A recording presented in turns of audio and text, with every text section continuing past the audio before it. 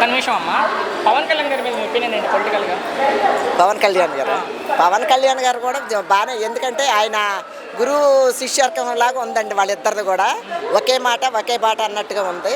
చాలా బాగా చేస్తున్నారు. కాకపోతే కొన్ని కొన్ని పథకాలు ఉన్నాయి, అవి అంటే వాగ్దానాలు ఇచ్చారు వీళ్ళు కొన్ని. ఆ వాగ్దానాలు కూడా నిలబెడితే అసలు నెక్స్ట్ గవర్నమెంటు అసలు ఇంకా చూసుకునే పని లేదండి.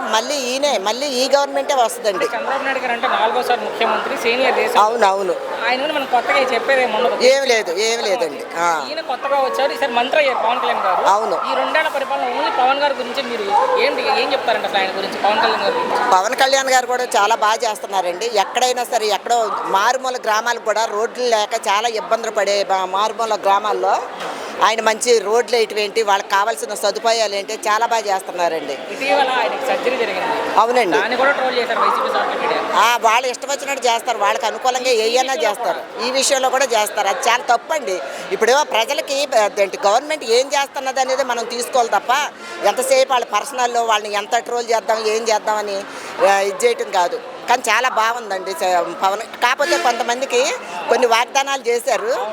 కొన్ని ఇప్పుడు ఐసిడిఎస్ అలాంటి వాళ్ళకి పాపం 42 రోజులు ధర్నా చేసినప్పుడు కూడా ఈ ప్రభుత్వం వెళ్ళి వాగ్దానం చేస్తే మేము జీతాలు పెంచుతాం. కానీ ఒక్కటి కూడా అది కూడా చేస్తే అసలు ఈ ప్రభుత్వం ఇంకా నెక్స్ట్ వేరే లెవెల్లో వస్తుందండి. ఎందుకంటే మహిళలు కదా, మహిళలు కాబట్టి మహిళలే ఫుల్ చాలా బాగుంటుంది. వాళ్ళకు కూడా మేలు చేయమనండి. పాప అంగన్వాడీ వాళ్ళు చాలా బాధపడుతున్నారు. ఎందుకంటే మా పిల్లలు అందులోకి వెళ్తున్నారు కాబట్టి వాళ్ళు కూడా చాలా కష్టపడుతున్నారు. వాళ్ళకు కూడా చాలా యాప్స్ అని అవన్నీ ఇచ్చారు. ఆ కష్టానికి తగ్గట్టు చంద్రబాబు నాయుడు గారు కూడా కొద్దిగా దృష్టిలో పెట్టుకొని, పవన్ కళ్యాణ్ గారు లోకేష్ గారు దృష్టిలో పెట్టుకొని వాళ్ళకు కూడా ఏమన్నా న్యాయం చేసి జీతాలు పెంచితే చాలా బాగుంటుందండి గవర్నమెంట్.